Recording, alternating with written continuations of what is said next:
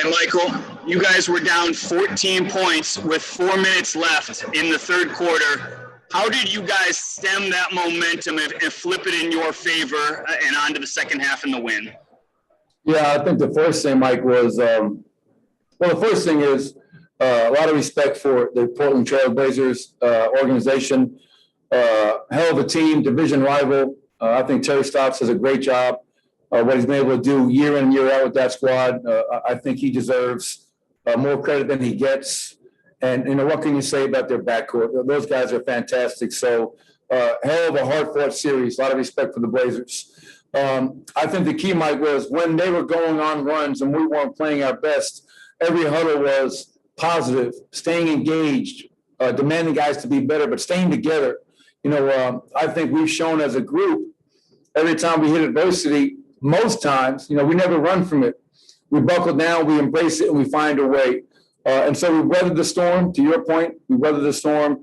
And then I thought that fourth quarter, to come in here and win a game 6, an elimination game, which are always so hard, to hold them to 14 points in the fourth quarter, 28% from the field, 0 of 5 from 3.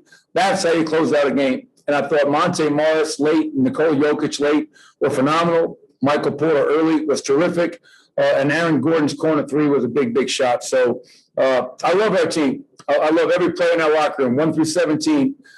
We continue to find ways to win. Last year, this year, people don't realize that we're missing right now with injuries. So I couldn't be more proud of a group of players that I truly love coaching every single day. Michael Spencer, CBS Denver. Hey, Michael, you said before the game you didn't want to counterpunch. You wanted to punch. Obviously, you touched on MPJ's performance in the first quarter there. How important was that for him to kind of carry you guys in the first? It was huge. He scored, I think, 22 in that first quarter. Nikola got in foul trouble, and I loved seeing Michael so aggressive. If you're a Denver Nuggets fan, and I know we're a big group, we're all over the place. Here's a young man, 26 points, back-to-back games. He's only a second-year player. So Michael's only going to get better than he already is, which is a scary thought. So it was important for Michael to get off that start because he kind of kept us afloat. But that was a hard-fought game, and everybody that played contributed to it. And even the guys, I've said this a lot this series, Will Barton, P.J. Dozier, JaVale McGee, Jamal Murray, those guys we have to give them a seatbelt. They're so excited and into it and passionate. That's why I love that group, because it's never about me. It's always about the group, the collective unit. And that's why we have a special culture. Ashley Neville, Mile High Sports. Hey, Coach, congrats on the win. So exciting.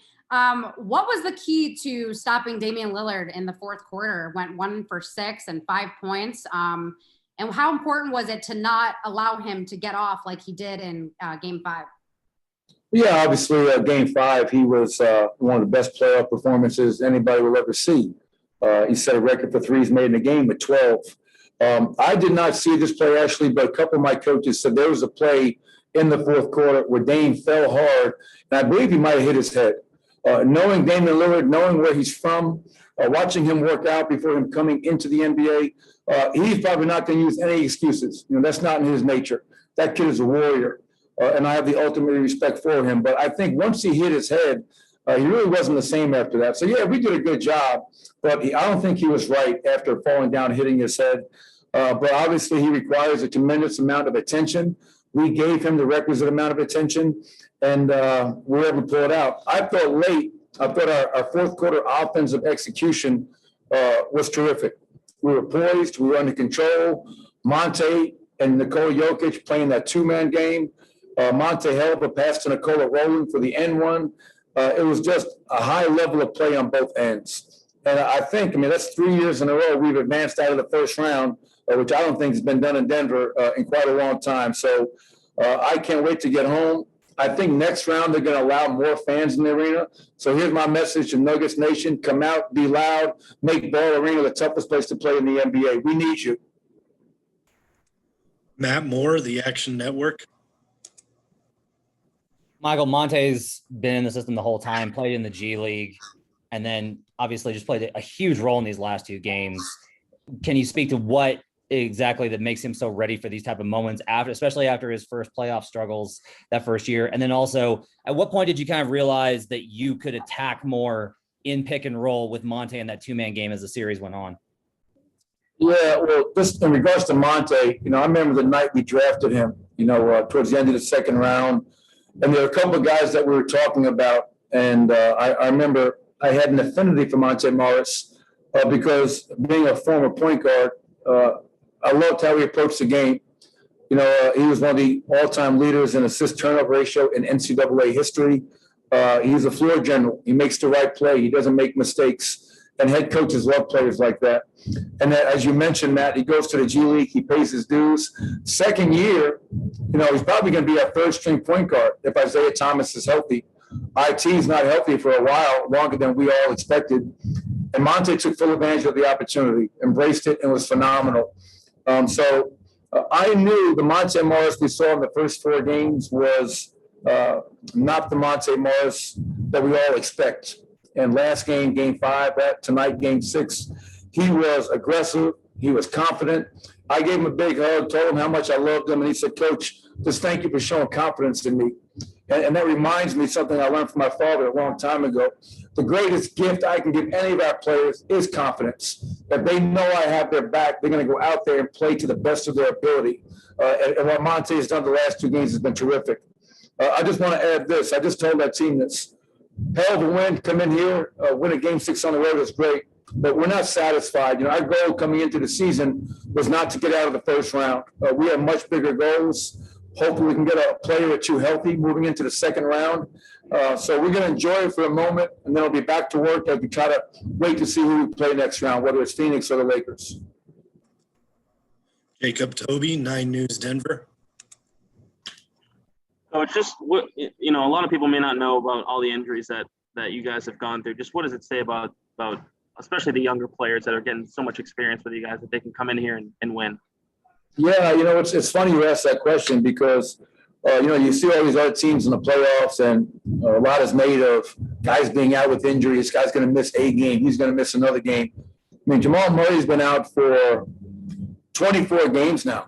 And look what we've done without a guy that was one of the best players in the bubble last year. Will Barton, we're down 2 starters. We're down another guy, PJ Dozier, is one of the first guys off the bench. So what it says about our group is that we're resilient, we're mentally tough, we believe in ourselves, we believe in our teammates. So that's a great feeling. That's not always the case. I've been in this game for a long time. And we're going to need that same resolve moving forward. I'm hoping that we can get a player or 2 back, but if we don't, what a great opportunity. Facu's a rookie. Austin's been around the block, but Monte's still young. Michael's still young. Marcus Howard, we're playing Marcus Howard. He's a 2-way player. Name one other NBA team that's playing 2-way players like we are. But that's why I love that group, because no matter who you call upon, they're ready to go out there and simply do their job. And that's all you can ask. Katie Wingy, Altitude Sports. Hey, Coach. Obviously, well, first off, congratulations. Obviously, we've spent all season long talking about how good Nikola Jokic has been, his MVP season. But once again, it feels like he took his game to another level in this series. How did he do that? And what did you see from him that maybe surprised you in a way that you hadn't been surprised before? Well, it's tough for Nikola to surprise me. And I think you can understand that, Katie, because you've been around here for a while. Nikola's been incredible for many years now. And I think in our 4 wins in this series, he averaged 36 or 37 points per game, probably close to 10 rebounds and probably close to 6 or 7 assists. And that's why he's the clear-cut MVP, because you can take anybody away from our team. But if we have Nikola, you can put me, Wes Unseld, Ryan Bowen, Charles Glass, David, whoever you want out there. We're going to find a way to compete because that's how great he is. Now, that's probably a little bit of an exaggeration. So I loved it. I said at halftime, I said, we have to get Nikola going. He got in the early foul trouble. He only took 7 shots in the first half. Our best player can't have 7 shots at halftime. And I liked his energy. He was much more aggressive to catch, face, attack Nurkic. They went small, put a small guy on him. He was aggressive, backing down to the basket, scoring. When you see an aggressive Nikola Jokic, that is a welcome sight. And obviously he becomes really hard to guard because he's going to score or get somebody else a wide open shot. And that's what makes him great in my book. All right, Coach, we got time for one more. We're going to end with Joel Rush from Forbes.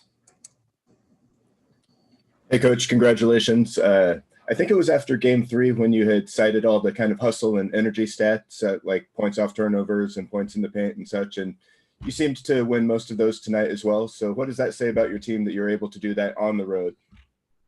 Well, I think, that was the message coming in, Joe. Like, we're up 3-2 in the series, but for us to come into their building and win a closeout game on the road, we have to be the aggressor. We have to have great activity. We have to be physical, sense of urgency.